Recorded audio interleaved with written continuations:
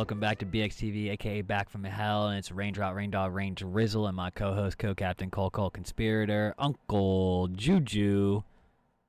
What is up, everybody? How's everybody doing? Welcome back to BXTV, aka Back from Hell, your Spotify and YouTube podcast where you didn't know everything you needed to know. And we are your host, and we're excited to talk to you guys. You know what I'm saying? We got a couple things lined up. Some things we've been touching on in a couple episodes. Other things we haven't talked about at all. And if you don't know, we do a thing here called Comic Book of the Week. That is, I'm going to have myself. Actually, if you're here on YouTube, could you drop a like, a comment, and a subscribe for the boys? Helps us with the algorithm and lets us know if we're doing something right. But, yeah, we like to do a thing called Comic Book of the Week. It's basically where we put a comic book on the chopping block for the art and the story on a scale of 1 to 10. Sometimes we combine that grade. But, yeah, we like to try to do modern books to let you guys know if they're worth the hype or what we think on them. You know what I mean? Trying to help you guys out with your pool list and whatnot. And this week, we have Images, Rat City #1. Yes, that is a new ongoing Spawn series. It is written by, give me 1 second, Erica Schultz. The art is by Z. Carlos. He also did the cover. Get that up there. Yeah. I actually like the cover. It grew on me. I wasn't really a big fan at first.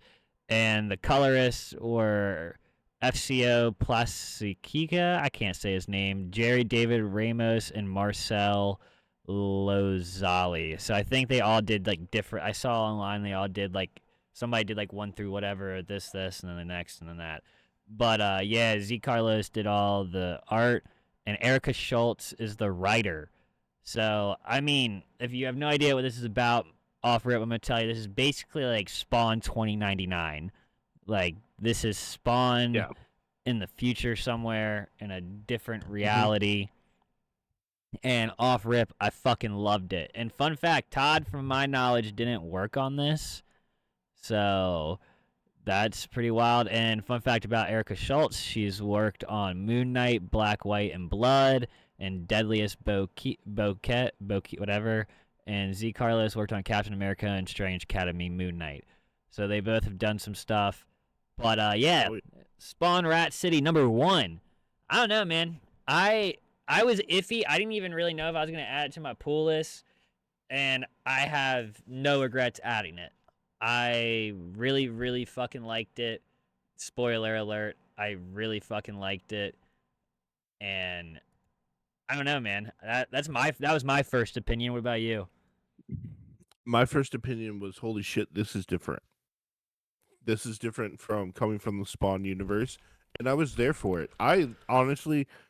I'm a big optimist. I like everything that is set in the distant future, for good or for bad. You know, I like the techno vibe and the fact that they're putting elements of the supernatural into it too. I was here for it. I'm here for cyberpunk, really, and I'm actually here for anything punk. Yeah. But to be said, though, this introduction was probably the smoothest introduction to a character that is from like first issue that I've seen in a long time. You know, from panel 1, you totally understand what this dude is and like all the hell that he's going through, because he's basically like a veteran. Well, you're getting ahead of yourself. So yeah, if you don't know, without trying to give too many spoilers, this guy was an attack team. He gets blown up in a car accident not a car accident, but they blow up the car because like they killed a bunch of people. It's violent as fuck, and which is very on par for Spawn. And he loses his legs and whatnot, so they have to give him these like robotic legs, and he doesn't meet the requirements to become a super soldier. They shoo him off like a veteran, like kind of like like, you know, got new legs, Lieutenant Dan. Yeah, and his name's Peter Crane, yeah, or something like that. He was a lieutenant, blah blah blah. basically he becomes a regular human, and his legs stop working when he's in this hole, and you gotta read from there to figure out the Yeah. rest. But no, I'm just kidding. I'm not really though. You gotta read the rest. But yeah, they kind of, because the one spoiler I will give, he gets caught in a hole. It flashes. This picks up right as the bomb goes off in 2019 that Spawn set off, that like erupted everything, and it affects this universe, and that's basically and that's where the rest of the book goes. But I loved it. I mean, I thought they did a great job with, for people who haven't read Spawn, they could be like, oh, like here's my here's my entryway. They cover the whole bomb thing, blah blah blah. You may not understand Spawn in himself quite, but Yeah. But I mean, I honestly think they're going to get around to kind of explaining everything, but they're also taking their time with it, you which know, I'm appreciative of, honestly. no offense to non-Spawn readers, I hope they don't go too far into it. I don't want to spend too much time on them like covering what Spawn is and how deep, because we've been doing this for 350 something issues now. Like you gotta have some, you gotta like do some research, like Yeah. like Like they're gonna. I mean, I feel like the way that they're going, they're probably gonna like sprinkle a little here, a little there. Not too much exposition dump, because I don't think that's the kind of book. yeah, I'm curious to see, because you know what, fuck it, I'll tell you guys what happens. Well, the bomb goes off in the hole and his legs stop working, and he basically gets hit by part of it, and he, like, you kind of like, all right, something happened to him, and his legs start working, and he jumps out of the hole, and like people are like raging, like going wild because this bomb went off, like everybody's like rioting. It's like Yeah, fucking there's a mass blackout. yeah. So he starts screaming, I want to go home, because people are trying not to let him go home. All this shit happens. He gets home, and he sits, long story short, he sits down on the bed, and his legs won't work, and then his legs start glowing, and like he falls to the floor. His legs start glowing like green and shit, and he falls to the floor, and he's like all in shock. Like it shows all the dudes getting like back in the lab he was in, getting shocked, and he looks up, and there's like this hologram of fucking Spawn. So It's that's right what, there. yeah, that's where it ends for the first issue. So I thought it was a really good ending point, because it was like, all right, clearly he's possessed or interacting with the Hellspawn, and like from the cover, he's obviously gonna be like a futuristic Hellspawn. So, Yes. and like you said, I like the cyberpunk fucking Judge Dredd style, like cities, like, you know what I mean. So Yeah, like I'm it's excited. just I'm really excited. I'm excited to see like I'm excited to see the shots like they do in, because it's like New York in the future. So yeah, I'm excited to see the shots of Spawn like up on these like giant, or Peter Cran or whatever, on these giant fucking cyberpunk fucking towers, and his like yeah. his futuristic cape and shit is just like flowing in the back, like kind of like this cover's doing. But like, I can't wait for those shots. You know what I mean? And I'm curious to see what villains they bring over, if they bring any over, or if they're all just going to be like futuristic reincarnations, or like new villains. Like, you know what I mean? Are they people that were villains already, but since they were villains and they got hit with the blast, did something happen to them? So now they're new, let's say Spawn 2099 versions of villain or like new like Yeah. No, I totally I smell what you're stepping in. You know what I'm saying? Like yeah, I 100%. understand it. Um, I I think one of the things I'm the most excited of. That person's dead at the moment. Cuz like I know you don't read ongoing Spawn. Yeah. So, but that's what I was trying to say, Juju, is who like are they going to do new old villains and somehow bring them over, or are they going to do new ones? And yeah. Yeah. Um, on the art, can I point out something that I really enjoyed Yeah. that I think you would have liked to? It's during that raid sequence in the beginning, and they got the armband, and they're about to scan the dude, and you can just see the laser beams on across his face, like as it's fucking scanning him, and the guy comes up, just shoots him, goes like, "No, it's our guy. I know it is." That whole thing, just the level of detail of just the lines of the laser on his face blew me away. Oh yeah, no, I mean the art in the very beginning was crazy because like they're just like a Yeah. bunch of explosions and shit, and like they did not like what is his fucking name? I already forgot his name. The art, whoever did the art, is like Wrong Carlos. button. Carlos, Yes. Carlos killed it, bro. He and then all the people who did the coloring, like there was Yeah. no lack of like anybody trying to go hard on that. Like they really put full effort, and it's crazy because this chick wrote it, and like Todd, I believe, has nothing to do with it. Like this is all her just being like, this is what I think a futuristic Spawn would be Spawn. like, and like I like that she did something that hasn't been done yet in the Spawn universe, like to my knowledge. Like we all like I feel like this is exactly the Spawn 2099 we always needed, you know? Yeah.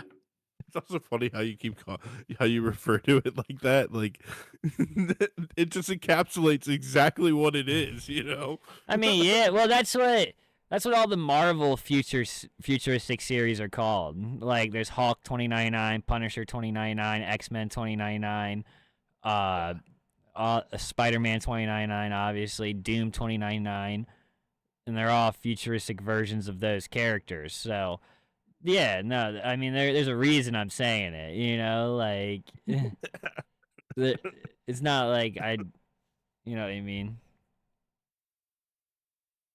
But yeah, dude, I would give this a straight up fucking 10 as a first issue. Like Yes.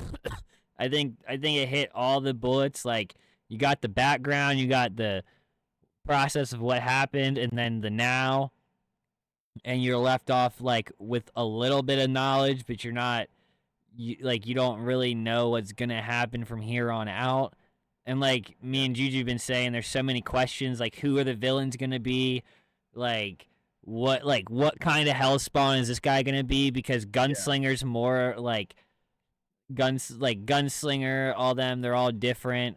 So like she spawn, all them. So what kind of like this guy's? I don't know. I'm curious to see what they do, and I'm very excited for issue 2. I know there is gonna be a second print of number 1 because I believe it's sold out or whatever. So or it sold well. So it had like an 80 something thumbs up on League of Geeks or whatever, the place I look at shit, which is very good. So I would say add to your pool list if you're a Spawn fan or want to get into Spawn. You know, like I definitely think this is something me and Juju will cover continuously. Oh. Oh yes. This like he said, I'm super stoked on the second issue. Uh this may be my one of my favorite spawns. May well be. It's up there. It's up there. It's definitely not my favorite. My favorite Spawn's Gunslinger. Uh, I definitely think I don't know if it. I don't know. We'll see. Let's see where it goes. It's just Gunslinger for me. He's a cowboy. You're not beating it. Like his whole story is It's fucking also awesome. Soaks his bullets in his own yeah, blood that slowly kills him from doing it. Like everything is just like lost his sister, all this shit. Like there's so much like greatness to Gunslinger.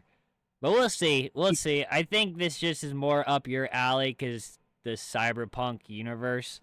So yeah. I think it's just hitting the nail on the head a little bit more for you. But like I said, I gave it a 10. I enjoyed it. I read it twice already, which I usually don't read a book twice in 1 week unless I really like. I read Usagi Yojimbo, uh, The Crow #1 like 3 fucking times, twice the first night, because I just fucking love that shit.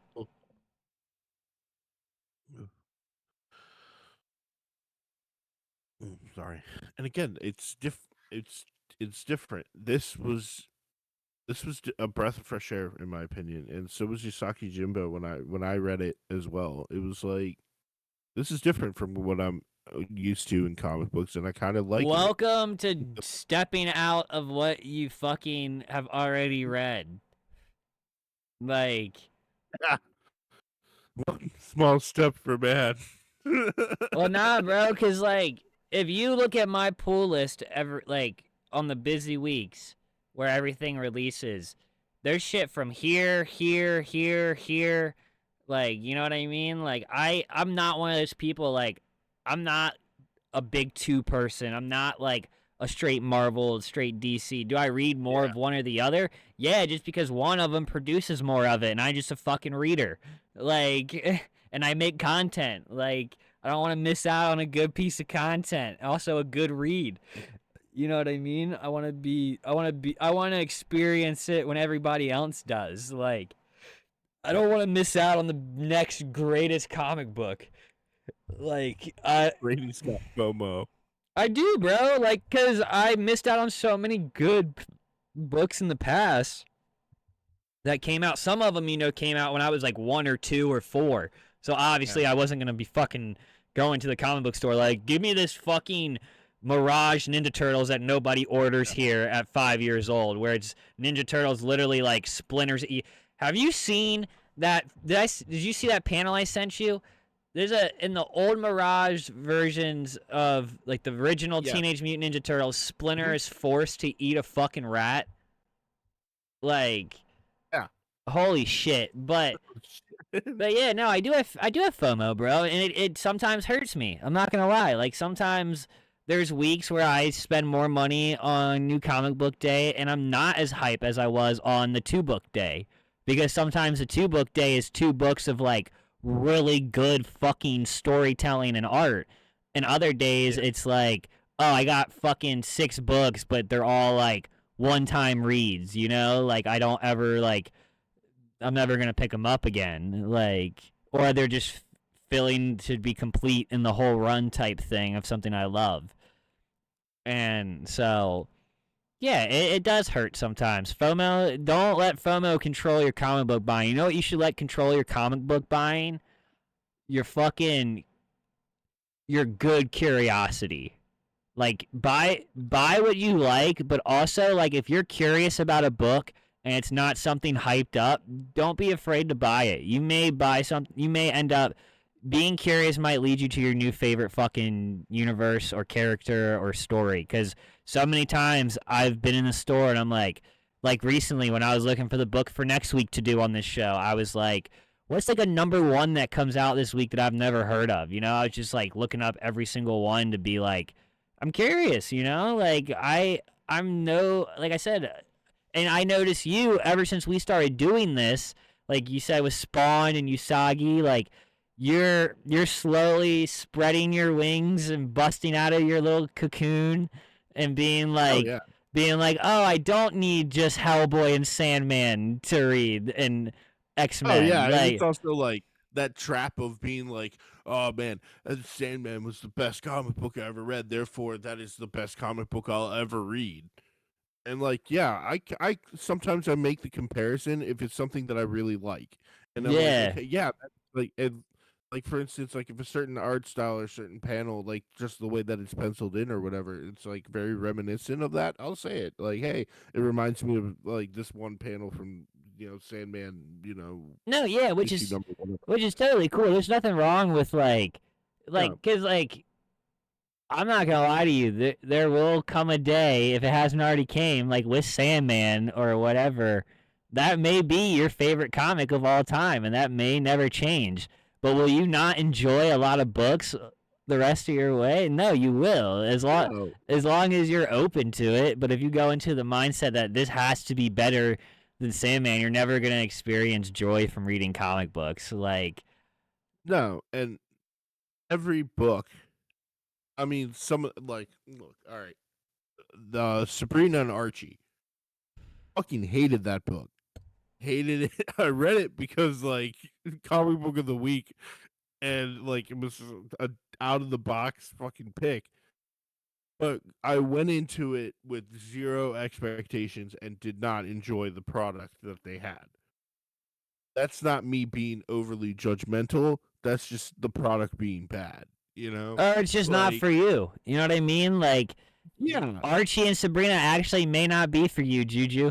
Like, you know what I mean? It's like me with Miles Morales. Like, some issues I really enjoy, other issues I don't. And I'm like, this is one of those books that just may not be for me. And I think after this volume's done, I probably won't get into reading his single issues. I'll wait for Omnis to come out.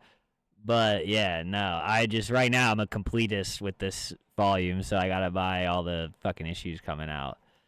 But speaking of comic books and things coming out, X-Men #5, episode #5 released. And holy shit, we're gonna kind of graze over X-Men because we've been covering it and we gotta talk about something else. But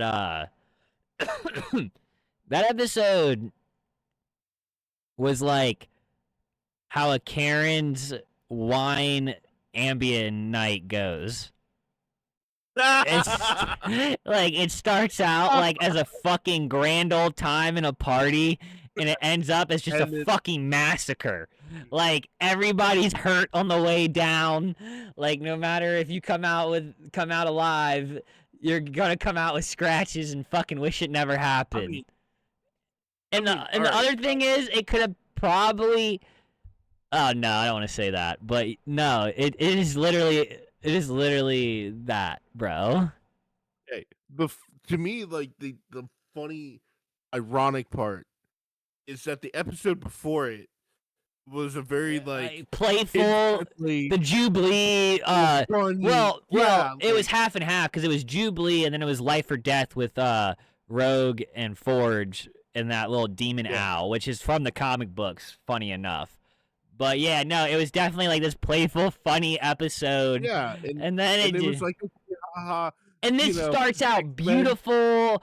Everybody's having a good time. Yeah. Mutants are everywhere.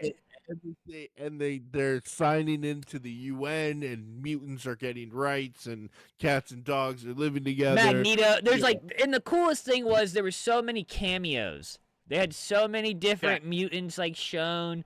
And, like, you're just experiencing all these people for the first time. Magneto gets called to be the fucking leader of the UN for the mutants.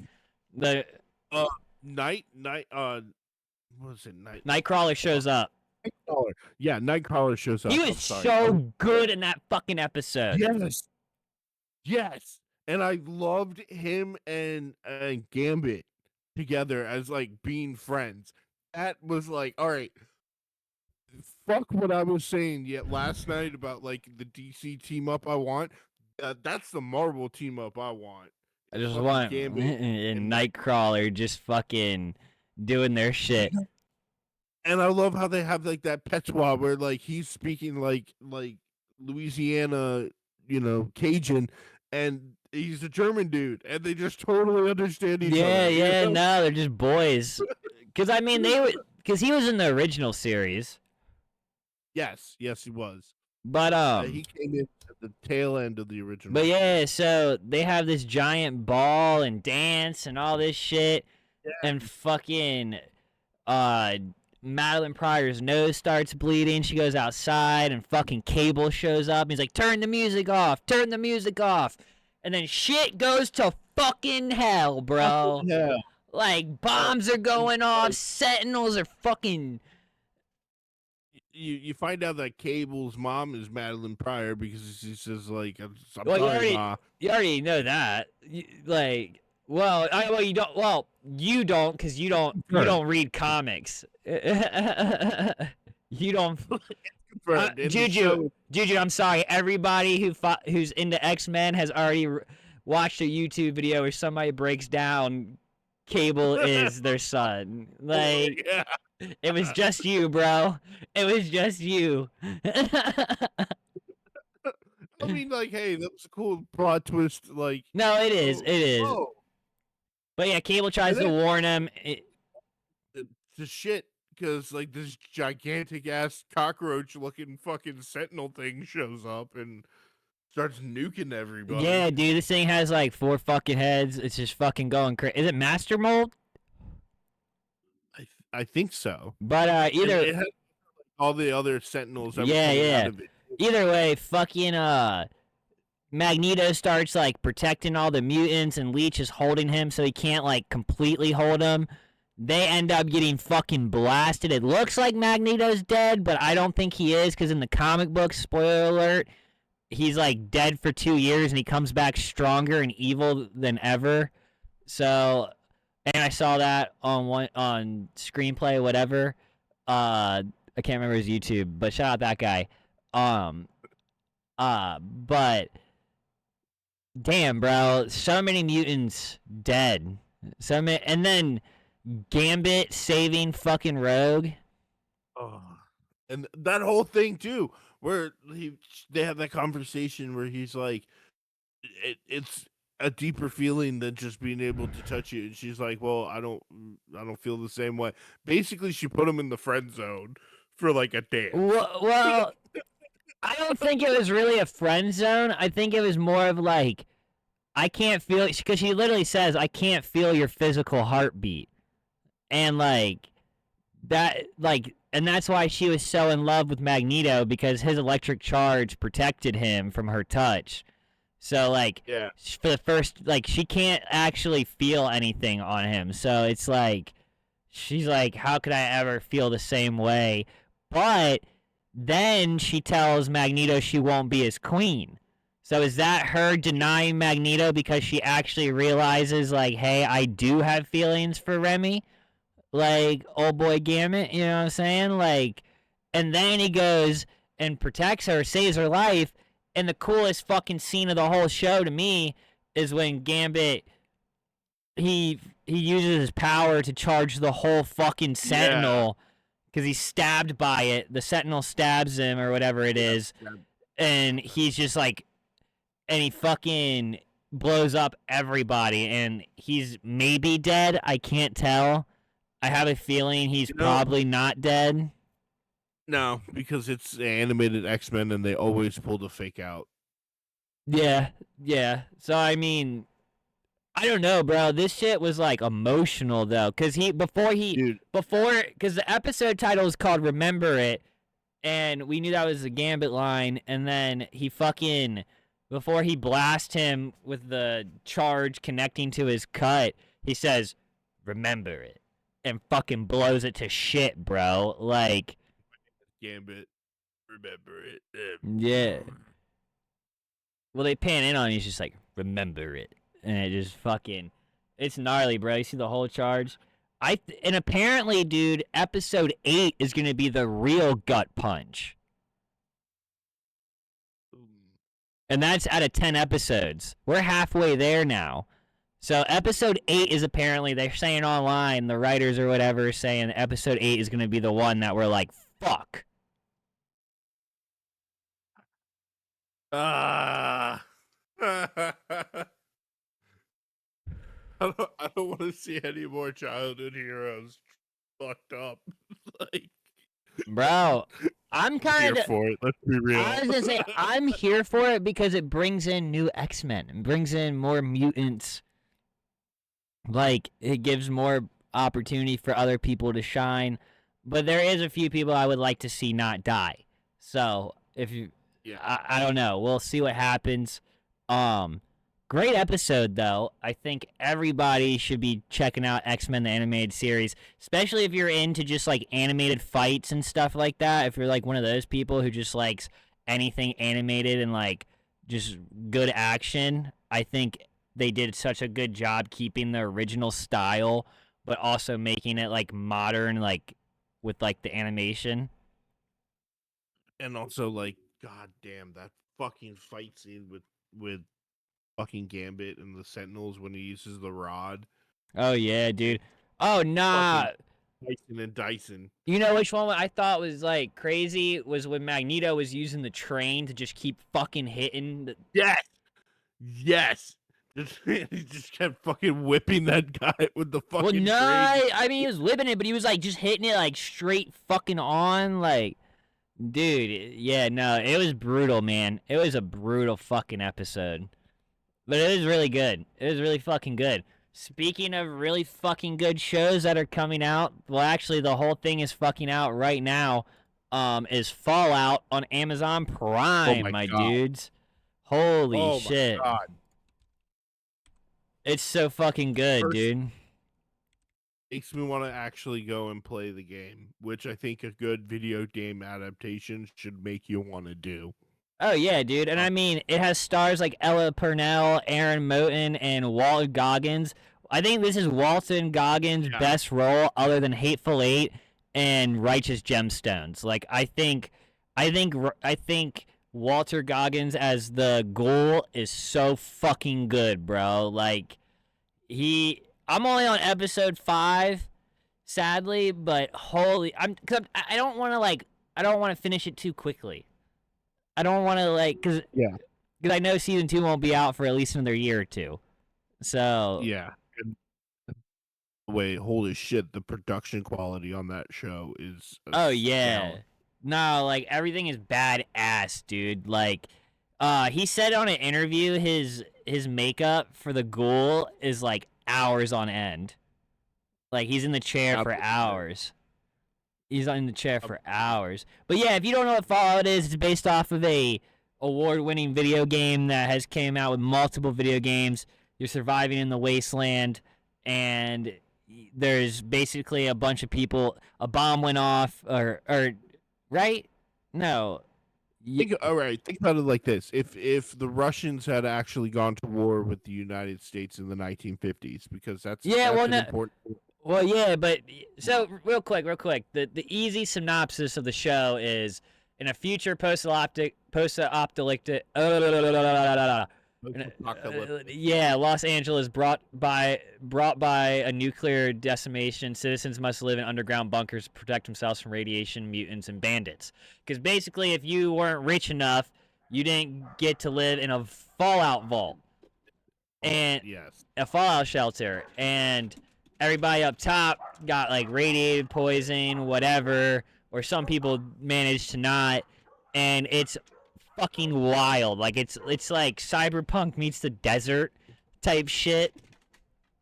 And again, I have to stress this because this came from the video game itself, the 50s aesthetic that they kept, because everything looks like as if they got nuked in the 1950s. All the cars, all the shopping malls, all the buildings and stuff. So it's not quite like what it would look like today. It's what it would look like if it had happened back then. I also love that they kept from the game that their currency is bottle caps. Yes. That the whole like structure of how this world fucking works was borrowed from what I've seen of gameplay and like other YouTube videos, because I've been kind of interested in Fallout from the periphery for a while. Like they took the world building structure of the game and mapped it out perfectly in the show. Oh yeah, no, I mean, so what I read online too was they basically put a fuck ton of game Easter eggs in and adaptations, but they didn't release anything from the new game coming out. So everything in it is from all prior games. So like, Okay. there's no spoilers for future game. Just to Yeah. like, so I thought that was also cool. That like they're not like, you know what I mean? Like they're keeping it separate. They're like, yo, this is Yeah. actually all like. There's so many things you can pick out from the game, and I'm curious though, cause the last episode cause basically the Ella Purnell, what's her name, Lucy? Yeah. Lucy McLean. Yeah, her dad is like a vault like mayor or whatever. He gets taken, and she's trying to go Yeah. get him back. And the ghoul is a bounty hunter. He's just trying to like keep his like ghoul radiation like disease thing down with this medicine. And they're like feuding the whole time. And then she saves him. Yeah. And I'm wondering, like, are they gonna be like, are them and then the rogue Titan? Because there's this guy who's a Titan. If you don't know about Titans, they're like they go around and clean up the Yeah. wasteland. They're They're trying to keep nice. law and Yeah. order. And I wonder if they're all three gonna team up. That's what it seems like. Um. I again. I'm just like. I'm curious as to like how much of the story did they borrow from the individual games, or is this something that they just said we're gonna put it in this world and we're gonna do our own thing? I don't know. I haven't played all the. That's what I'm kind of I curious haven't about. really played Fallout. I've watched my buddy Dakota play it. He fucking loves it. But yeah, I don't know. Maybe I'll start playing. I played the Vault Boy game. It was like this like resource manager game. Basically, you managed a bunch of different vaults, and like it Yeah, was just like this little like 2D game. That game is actually really fucking fun. I'm not gonna lie to you. that's also kind of how the first two Fallout's were, and then they switched to the 3-dimensional open world. Also, like Fallout came out in like 1998 or something like that. Yeah, it's Like the old. first. Oh, oh, it's an old property, and like I'm glad that they're doing an adaptation of it now because I can see them fucking this up if they had done it previously. Yeah, no, I mean, they. I wonder what the budget was, because like you said, it looks crazy, and they got a bunch of good Yeah, actors. I mean, and then the special effects look fucking great. yeah, Like dude. Now the all the where they shoot the monsters monster and thing. like Yeah, everything looks fucking good, and like it's fucking violent as shit. yeah. There's Like, no lackluster of violence in that show. dude, they have. I mean, they It's literally have creative everything. though. It's creative Yeah, though. Like, I mean, and I like the organ harvesting locate the in the supermarket. yeah, yeah. Fucking wild. And the two stoner dudes are just sitting there just like okay, Yo, but don't open that one. you know another show? You know a show you really need to watch because it's apocalyptic. It's post-apocalypse. You really need to watch Twisted Metal. Yeah, I've seen like I think the first 3 episodes. You got to finish it. It's only it's only 30 minutes each, dude. Cause Yeah. they get to a point where they realize they're in a they're like getting like arrested by like Stone, that cop, and they're like, where the fuck are we? And she's like, oh my god, we're in a DMV, and they're like arresting people and killing them for not driving with a on the road license is what it's called, and it's like, yo, oh my god, like they created a DMV in it's just funny like that. That's Yeah. a, that's also kind of why I like that, and I also think Fallout's pretty good because there's some light humor in Fallout. Yeah. And like one of the cool things, not really cool things, but like more horrifying facts that I know of is that like the government actually has these emergency bunkers in various locations. And the reason why we know this is because under the Greenbriers, there's basically a Capitol building underground where Okay, they would have taken. reel it in. We're not doing that. You're But we're not going down. We're talking the about Fallout. yeah, the We're talking the about the reality show. We're talking about the is that show. like it's in the event of a horror thing, none of that's gonna work. Like best laid plans of mice and men. Like if you have people living in a bunker for a whole lot of time, they're gonna go fucking nuts. And this is kind of what I think happened in Vault 32. Yeah, no, Like there's I something mean, going on with yeah, no, I mean, you find out in episode 5 that they've been like cycling Vault 30. I think it's 31 actually. I think it's Vault 31. I could be wrong. It's 31 and 32. They've been cycling mayors from that vault exactly. Like, so there is something going on because I don't know. We'll see though. That and the mom's involved because the spoiler alert for you, that. Juju. They found out the No, no, I mom. saw that. I Okay, they saw that. found out the mom's pit boy opened the door from the outside. Yeah, and I think that's where I left off. Okay. Yeah, nah, I mean, pretty fire. So basically, dudes, go watch Fallout. Even if you haven't played the video games, it's just a really good fucking show. Walter Goggins, he kills it. Everybody else does too.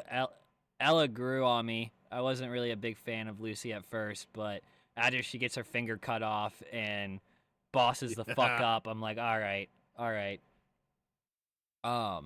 She went through some shit though in the first 5 episodes. yeah, I would say that. Uh, yeah. you know what else is coming out? At CinemaCon, they revealed that they are making a live action rated R Last Ronin movie. Live action. Hmm. Ninja Turtles Last Ronin. Oh no, I'm fucking stoked. I'm fucking stoked. Your lazy ass needs to read the book. You can literally no, and I'm gonna tell you this right now. If you do not buy a physical copy of this comic book, you are lame because you can literally get a copy right now on Amazon for $16. Like That you can get a copy of Target. no, but I'm telling you, you can get Probably gonna a go right there. you can go to Amazon and get it for $16. It's gonna be $15 cheaper than Target, and it's gonna be delivered to your house in a day or two. Telling you, like everybody should own The Last Ronin. It is one of the greatest Ninja Turtle stories ever written. Like, it is so fucking good. And the movie is I am 100% the movie is gonna be fucking fire. And if you don't know the story, it is gonna be heartstrings and violence. Like, it's gonna be real fucking emotional. Like, I don't. Do you know what The Last Ronin's about? The gist of it is is it Raphael that's the last Ninja Turtle? Nope. Close. Oh, it's Michelangelo, right? Yep. No, no, no, no. Yep. Yeah, it's Michelangelo, Michelangelo. because he's the one who's most able to think on his feet. He's the most like, Mm. he's the most like he can like, just like in random situations he can do things to like. So yeah, basically all the other turtles die. It's post-apocalyptic New York, and like cyberpunk, and he's trying to take out the motherfuckers that are controlling New York, and a couple other people are dead, like Casey Jones, but his daughter's helping him, and like the thing is though, he sees his brothers as ghosts the whole time, like, Mm. and he's like talking to him and shit, because that's why. So the newest Ninja Turtles that's coming out with the new turtles, so the way this works is Lost Ronin came out and then Lost Years came out, and Lost Years is everything that happened before and in between them dying. Like it's everything that happened before Lost Ronin, but after they died. It's like what he did in between what he does in Last Ronin, and then while that's going on, it explains how these young turtles are growing up and are going to be the new turtles. So but Interesting. but yeah, they did announce a Last Ronin live action movie that's going to be rated R. I'm very fucking stoked because Last Ronin should be definitely not a kids movie. Like it wasn't made for children. It sounds like this is a no go for This Oh, is a Daddy Needs to See Alone movie. oh yeah, Um, no, this is something me and you go see at the theaters and then immediately go record a podcast on. Like, this is something I will yes, be like, seeing the day of. Like, I'm gonna be buying tickets like a year ahead of time if I can, type shit. Like, like, and cause dude, it is such a good fucking story. Like, you really should read it though before you go see it. I think it would, like, I mean, unless you want to be one of those people who just sees the movie first without any influence, go for it. But we'll probably do do a you know who's podcast on directing? Last Ronin. It's only like 5 issues or like 8. Yeah, you know who's directing? Have they said, or um, No, it's they fucking. hold back? I don't know who's directing, but it's whoever fucking owns Turtles. Was that Paramount? Yes. Yeah. Who is making the Last Ronin?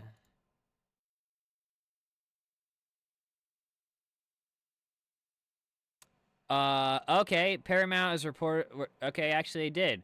Paramount is reportedly developing an R-rated cinematic adaptation of IDW's The Last Ronin TNT comic that will be produced by Walter Hamada and Hmm. and penned Penned by Boy Kills World co-writer Tyler Burton Smith. Oh, okay. All right. So they have the producer and the writer, so they don't have a director yet. Mm-mm. All right. Word. At least they're getting the ball rolling. Yeah, no, because they announced it at CinemaCon. Also, fucking Captain America: Brave New World apparently looked really good. They like showed a clip.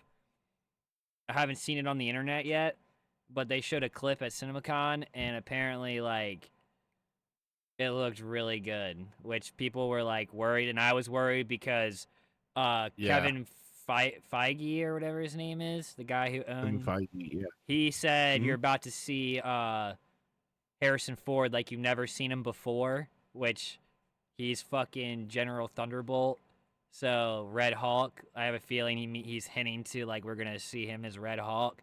So I hope this is just like Red Hulk action packed, like him and Captain America going at it type shit.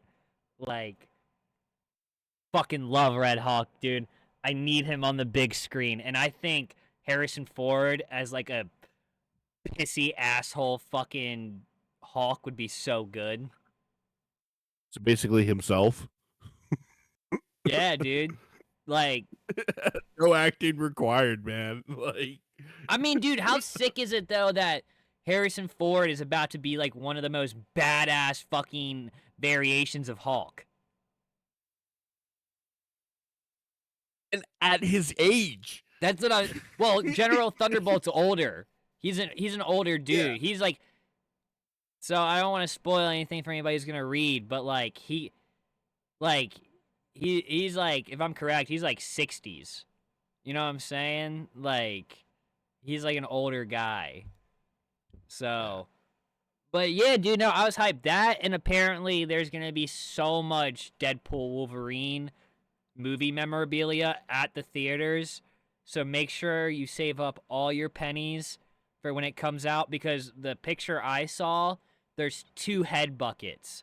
Like you close them and they're just like displayable heads. And I lost mine from the last one. So I think I'm definitely Ooh. getting both, and I'm going to display them. Like they look like you can display like as like, you know what I mean? That, and there's like a Yeah. taxi with them on top or something. Like, there's gonna be a bunch of shit. So I gotta figure out what theaters are releasing what, and I'm getting tickets to that Gotta one. be, it's got to be better than that fucking Dune bucket. I mean, dude, other than it looking like a pocket pussy, it was a cool idea. Yeah. I just again. But hey, how do you market a movie like that? I mean, they tried. Yeah, what are they gonna do? Sell you fucking sand buckets? Like, Just nice melange. yeah, Like, dude, like, fucking I don't know, dude. The fucking sandwich. I mean, dude, that They marketing did. opportunity They they grab Lloyd. they did miss out on having like a little like spice bucket for your popcorn, like a Dune spice for Yeah, popcorn for just when it was out, that you could just like throw it on. And it's like a little you Dune could be cup. doing spice while you're watching, dude. Well, like, Like, cause they fucking the planet, whatever, the spice colony bullshit. That was a missed opportunity. They could have did that with the popcorn, because they could have made it a flavor, like an actual good flavor, and like you just throw it on your yeah, popcorn. like a cayenne pepper kind of deal, make it a little spicy. Yeah, just something that's whatever. It doesn't matter what the fuck it is. It could be a salt and pepper mix for all I fucking care. You missed an opportunity to sell something. That's all I'm saying. um, Dude,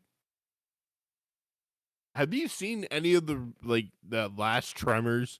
'Cause I think I saw up to like 3, and I was done. If I did, I don't remember. I don't like. Okay. I No, I haven't had any urge to watch a Tremors movie. I saw it on YouTube for free. I watched the first one, and Isn't Reba in it that? holds up. Yes, yes, Yeah. and that was like, dude, Reba shooting a fucking gun When is I like scary. when I think of Tremors, I think VHS. Straight up. Yes, Everybody used to have Tremors on VHS. Like 1 through 3, they had one of them or all of them or a couple. yeah. Like somebody like in their stash. I mean, like, I don't know about the later two, but like the first one still holds up. It's a great creature feature. No, it is. Um, I remember as a kid, I really liked it. Like I fucking loved it as a kid. Like you could, and then I do remember when I lived at your house, I did watch 1 through 3 on Netflix when it was like being featured on there. I don't know yeah. fucking why, but that was when I was like 19. Like so, I barely remember that shit. I just remember Reba being in it, and that old guy keeps popping back up. First one. Um, the fucking dad from Family Ties as Yeah. a fucking gun nut. Like, Yeah, dude, he just shows up like throughout all of them. That's like their big like drawback for all yeah, the people who watch it or like draw in is like, yo, this guy's gonna come out at some point. Like, because Bacon bailed after the first movie. It was like, I'm yeah, on to bigger and better things. 100%, 100%. I did Footloose. Peace. Wasn't that way before though? Oh yeah. Oh yeah. Footloose is like one of his first movies, dude. Yeah, that's what I thought. Fucking crazy, dude. Bacon again, just a weird looking dude from Hollywood. Like, just weird Oh, looking. 100%, 100%. Uh, you got anything? Should we pick a mini series to do for next week? Sure. Sure. What did you have in mind? Um, so two short ones would be Peacemaker, and then another one would be Batman Beyond Flashpoint. Ooh. But Peacemaker is way more simple and easier to follow. You like me some Batman. Not it's not I didn't mean Batman Beyond. It's It's Batman. Batman Flashpoint Beyond. Yeah. It has nothing to do with Terry Batman It's Beyond. yeah. It involves Thomas Wayne. Yes. Okay. Yeah. Yeah. We're on the same page. Both fire picks. Holy shit. Well, we'll decide off Uh, camera. Um, I hope you guys enjoyed the podcast. Make sure you drop a subscribe, a like, or a comment. Make sure you follow us on Twitch at BrainDeadXTV. We do a live podcast at 12 a.m. Eastern Standard Time on Fridays and Saturdays where we talk about a bunch of different shit. It's not anything repeated here. Different comic books of the day, all that. There's a different comic book of the day every day we're live. Make sure you go follow us. And remember, never offended, always recommended, and support your local comic shop. Oh, I just hit my mic. Got anything you want to say, Juju? Peace, love, harmony, karma, and respect, bro. Alrighty, dude. You know what I'm saying. So yeah, guys, remember, stay greasy. Later.